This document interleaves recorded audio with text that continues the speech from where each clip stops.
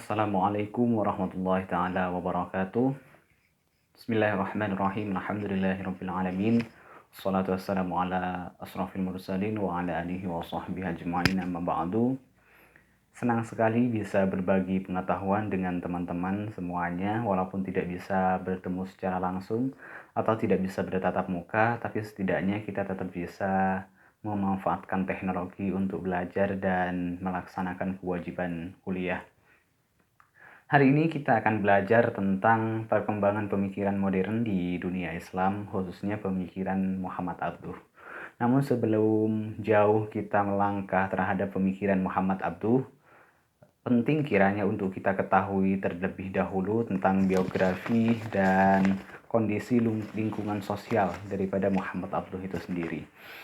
Jangan kemudian teman-teman maknai secara sederhana bahwa ketika kita belajar biografi dan lingkungan sosial, kita hanya akan mendapatkan pengetahuan tentang nama lengkap tokoh saja, atau nama orang tuanya, atau tempat tinggalnya, lahirnya di mana, wafatnya di mana. Lebih daripada itu, sebenarnya ketika kita belajar biografi dan lingkungan sosialnya, kita akan mendapatkan gambaran bagaimana tokoh tersebut bisa membentuk karakter berpikirnya, bisa mengembangkan pengetahuannya, bahkan bisa menjadi orang yang sukses pada masanya.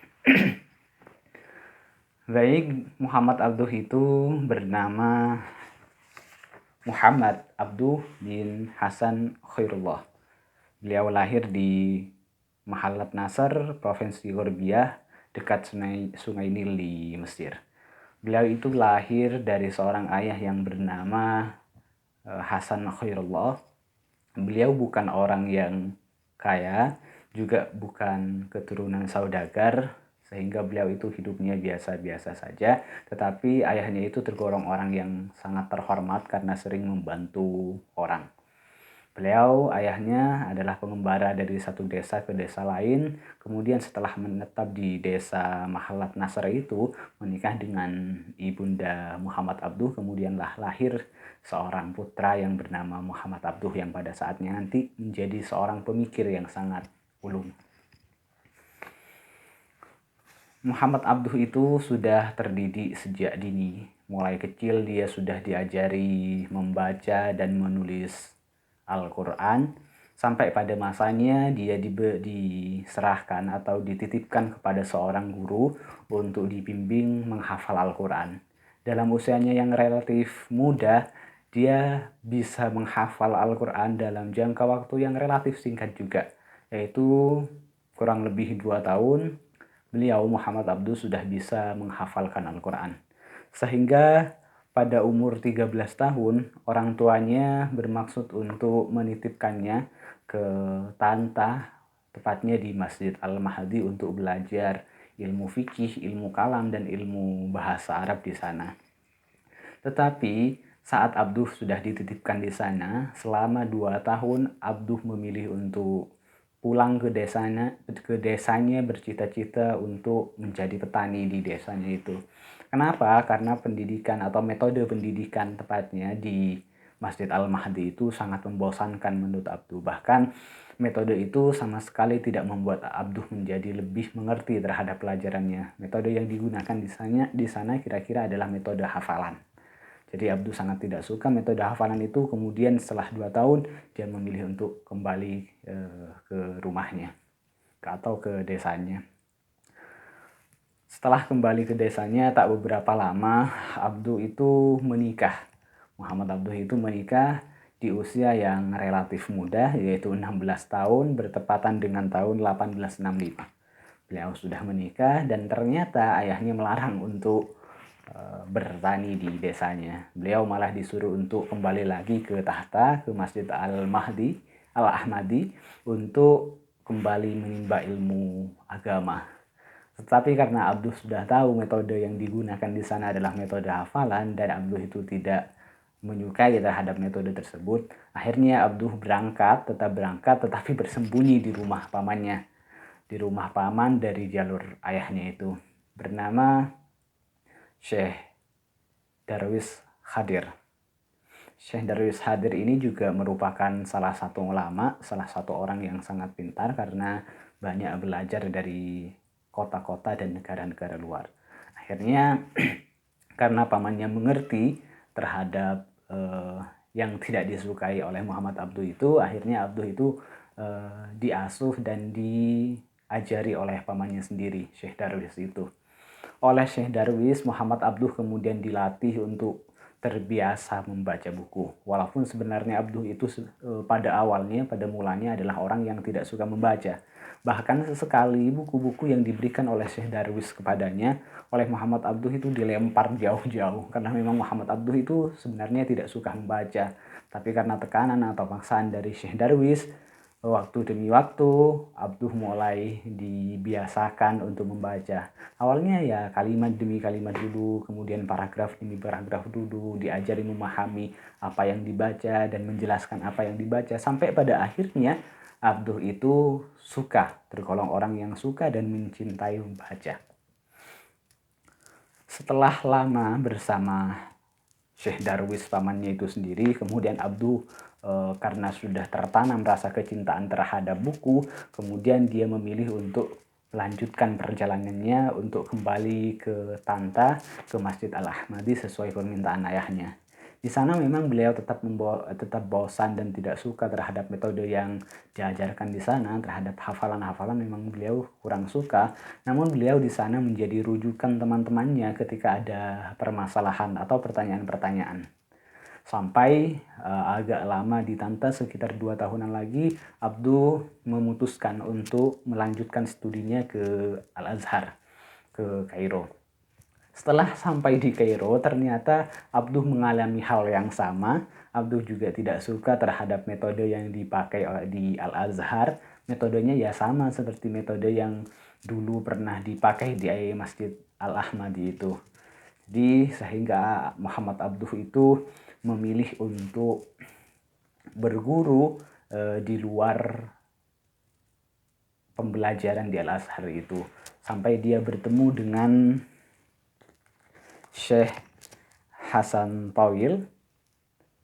Syekh Hasan Tawil ini kemudian mengajari Muhammad Abduh banyak sekali pengetahuan. Seperti misalnya beliau belajar kepada Syekh Hasan Tawil itu filsafat, logika, matematika, dan banyak hal lagi.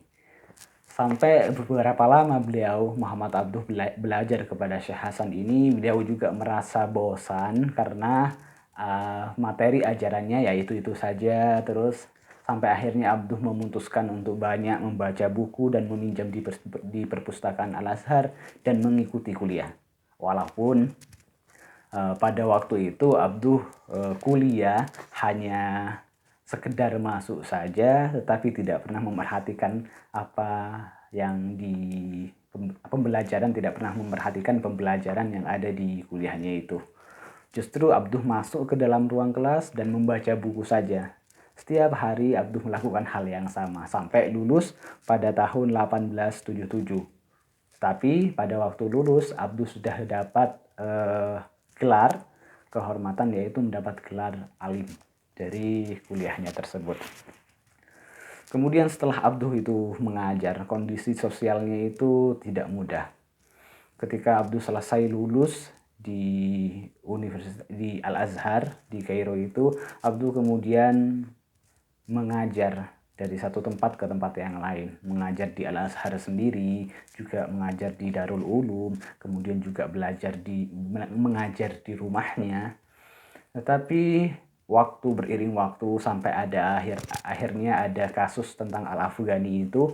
Al-Afghani diusir dari Mesir gara-gara dituduh ada pemberontakan terhadap pemerintah Mesir, pemberontakan terhadap Inggris Khalif pada waktu itu yang berkuasa di Mesir.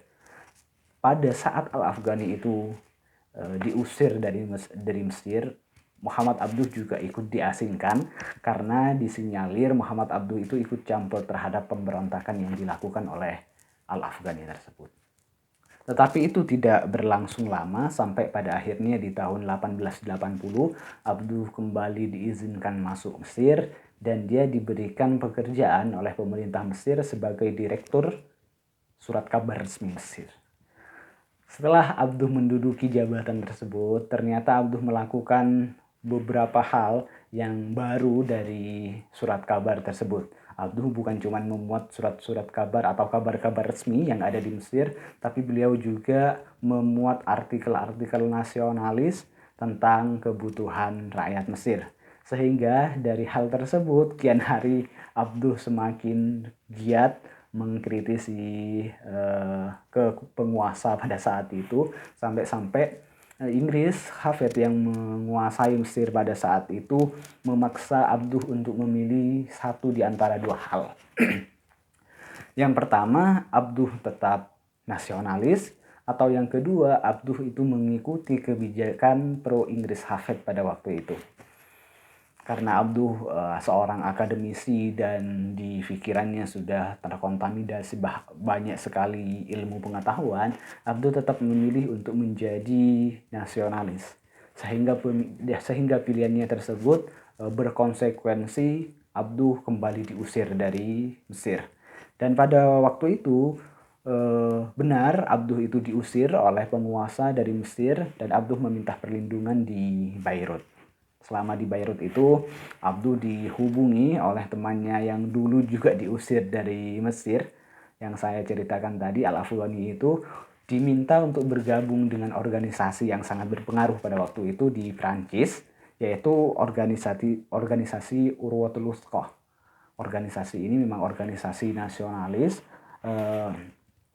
membacking negara-negara non-Eropa untuk tidak diintervensi oleh negara-negara Barat, termasuk juga untuk kebebasan Mesir dari kedudukan Inggris Hafid pada waktu itu. Namun organisasi ini tidak berumur panjang. Beberapa saat setelah Abduh masuk, kemudian organisasi ini runtuh dan Abduh kembali ke Beirut untuk mengajar sekolah-sekolah muslim di sana. Abduh memang benar mengajar sekolah-sekolah muslim saja di Beirut itu, tetapi rumah Abduh itu menjadi pusat berkumpulnya para pemuda, atau kalau bahasa kerennya sekarang itu menjadi base campnya pemuda-pemuda lintas agama yang mereka itu merasa senang dengan gaya pemikiran dan gaya mengajar Abduh. Sampai pada tahun 1880 atas usaha teman-temannya, 1888 maksud saya, atas usaha teman-temannya, Abduh kembali diizinkan masuk Mesir, tetapi tidak diizinkan mengajar di Mesir karena pemerintah Mesir pada waktu itu masih takut mahasiswa-mahasiswa terkontaminasi terhadap pemikirannya Abduh, kemudian melakukan perlawanan-perlawanan juga bersifat nasionalis seperti Abduh. Pada saat itu, pemerintah Mesir menempatkan Abduh atau memberikan pekerjaan kepada Abduh sebagai hakim di Zagazig dan dipindah ke pengadilan negeri Abidin di Mesir. Setelah lama Abduh menjalani profesinya tersebut, kemudian Abduh itu diangkat menjadi Dewan Penasehat Mahkamah Tinggi pada saat itu. Kian hari, kian waktu, seiring berjalannya waktu, kemudian Abduh mulai naik pangkatnya. Dia kemudian ditunjuk atau diminta oleh Al-Azhar menjadi Majelis A'la. Majelis A'la itu adalah majelis yang ikut mengurusi terhadap Al-Azhar itu.